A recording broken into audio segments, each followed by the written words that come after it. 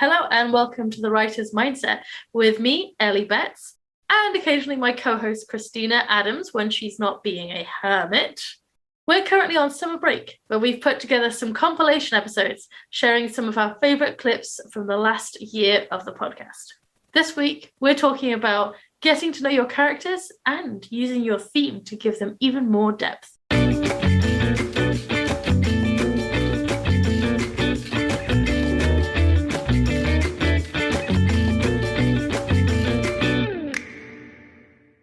Thanks to our patrons for all of your support.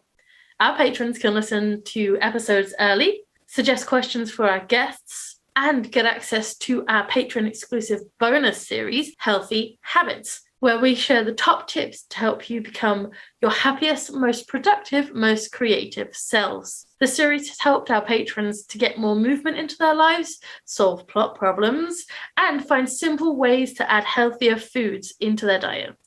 And these small changes can make a big difference to your writing. Want to find out what all the fuss is about? Head over to patreon.com/writers mindset. So your major characters are your characters who generally represent the theme. They play a major role. They are significant in terms of page time.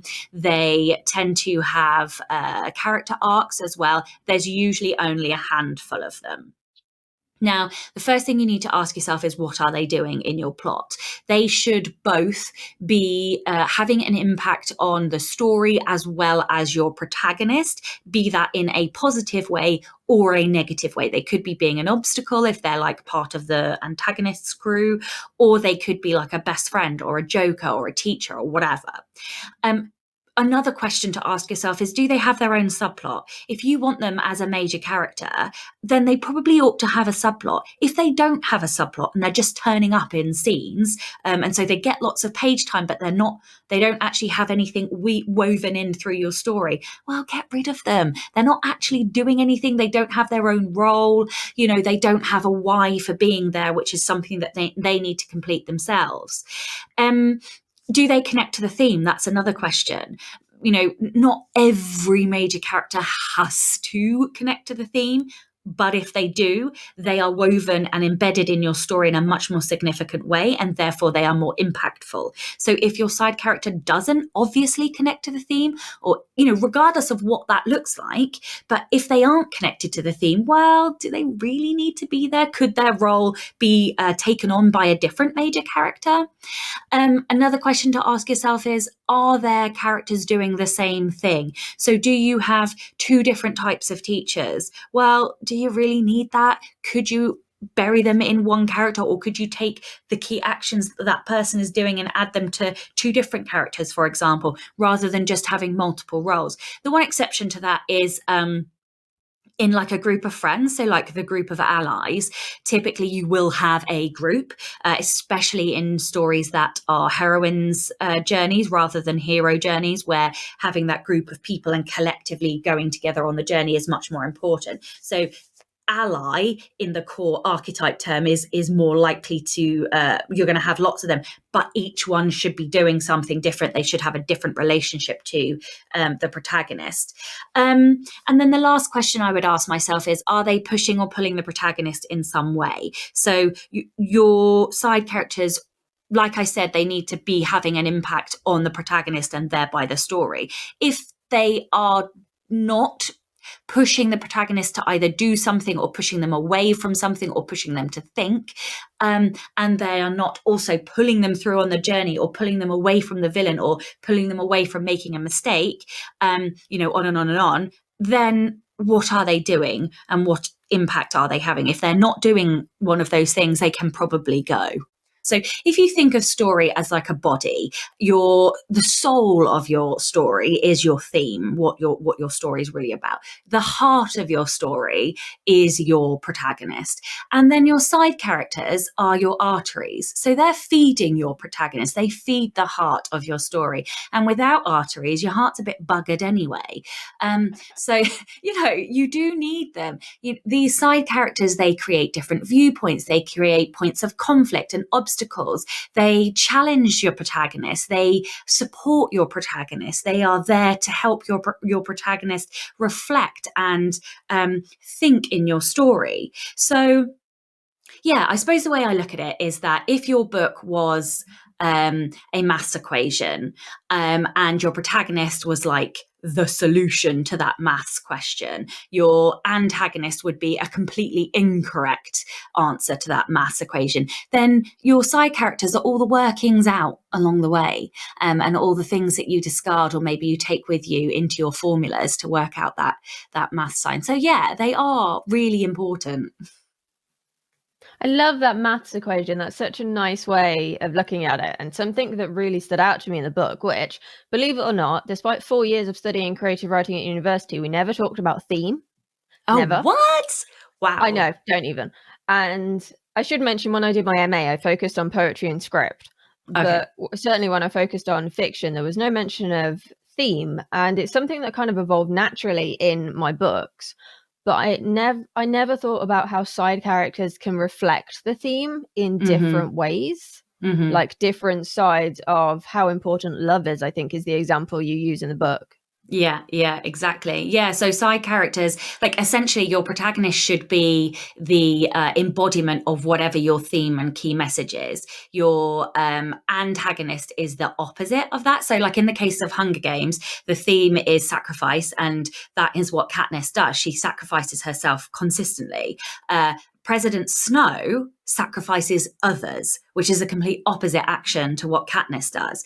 But then the different side characters throughout the book, they all represent it in different ways. So, you know, what's her name? The sister Primrose, she helps Katniss to make that first sacrifice. So she's representing it in that way. Peter gets sick. Prue essentially makes a sacrifice because she should be trying to kill Katniss and she doesn't. She tries to help her. So that's a different view on sacrifice in a different, and ultimately she ends up sacrificing herself. Really, she ends up dying.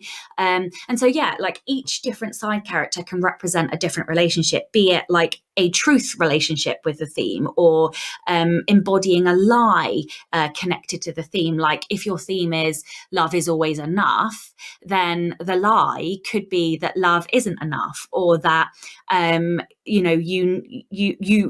lie could be that you should always love yourself instead of loving others, or so on and so forth. So each of your side characters should be connected to the theme in a different way, and that fulfillment of whatever it is they are connected to the theme, however they are connected to the theme, should help propel your protagonist into making a decision on whatever the theme question is. So they see other people either fulfilling the theme in a good way or a bad way, and that then makes your protagonist make the decision on the theme, the big overarching theme question. Does that make sense? Yeah, it makes sense. It makes sense. Which one do you see, like either in their first books or early on books, which of those blocks you mentioned do you see missed most often that you think could really improve that beginning? Yeah, I would say it's probably connecting the reader to the character, because I think there's such a heavy emphasis on plot in the writing community in general that I'm guilty of it myself. We spend so long plotting that we don't think about how the plot connects to the character, because at the end of the day, you can, there's only a certain amount of plot archetypes, if you like. You should be able to take your character and put them into any plot, and your character will have an influence over the plot. What you shouldn't be able to do is take any cookie cutter character. So if you've just found a template for a character online and stick them into a plot, that shouldn't work, because the plot and character are fused. So it's all about what's going on externally in terms of what obstacles your character facing in the plot. And then it's all about what's going on internally, as in how do those obstacles make the character change? And what we should be doing is designing our characters, in my opinion, and then designing the plot to kind of complement the character's internal journey. And I think if we do that, then you're going to create a plot that people really want to read, as opposed to just trying to shoehorn a plot into your character's life. I like that. Character first, and then just have the plot work around their arc. Yeah, I like that. That's a good perspective. What's special about Cozy Mystery is that it's very light-hearted. It can have serious themes as well, and I do have serious undercurrents in all of my books, but they are light-hearted, make you feel good, give you a little bit of escapism, a bit of fun, often have a lot of humour in mine, have a lot of humour. I can't write seriously for very long. I've had some jokes and fun in there. And they often have eccentric characters. I have a lot of those. But the central characters have to be lovable as well, I think. Not necessarily the murder victims or the crime victims. So they don't always have to be murders either, which I think is quite nice. And that's kind of going back to the traditions of the golden age of crime with Agatha Christie and so forth. Agatha Christie didn't always have murders as the central crime. She had some jewel heists and all that sort of thing as well. So yeah, they're feel-good stories, but with the same kind of intellectual puzzle and the whodunit element of other kinds of crime as well. That you can usually spot a cosy mystery a mile off because it has a light, jolly cover rather than sort of the dark, black, bold lettering that you see in psychological thrillers and grisly crimes.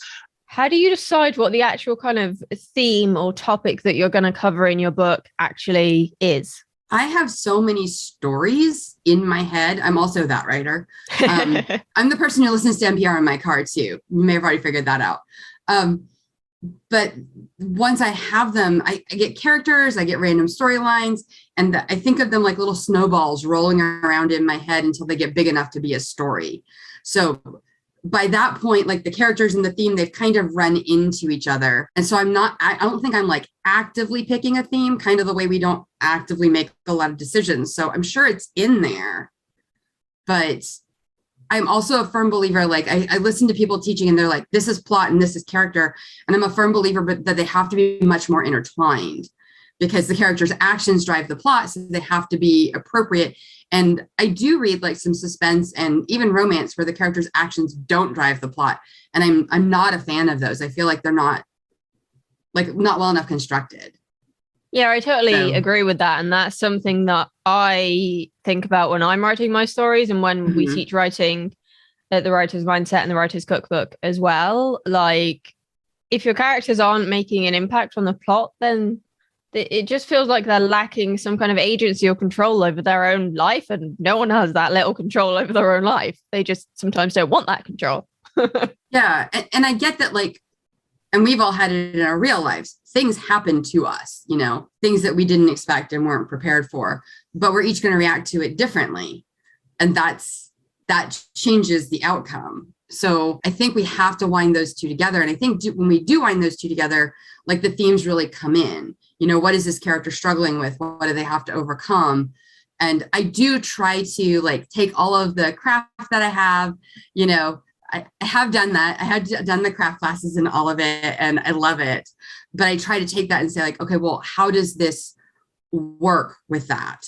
And so there is an overlay layer that's actually conscious of that. But the initial underlying theme of it and the characters, they've all kind of rolled together. And sometimes I have a couple, and sometimes I just have her, and I'm like, well, she can sit in my head until she meets somebody. What are some common mistakes you see in fictional villains? So I think the two most common mistakes are not having a solid motive for the villain. I think that, even some villains who are like really famous, they don't have that. They just want power, right? And without a justifiable reason. Now, there are rule breakers and examples that break rules all the time and they're still successful. Like, for example, and I disagree strongly with the author's personal views and opinions, so that author will remain nameless.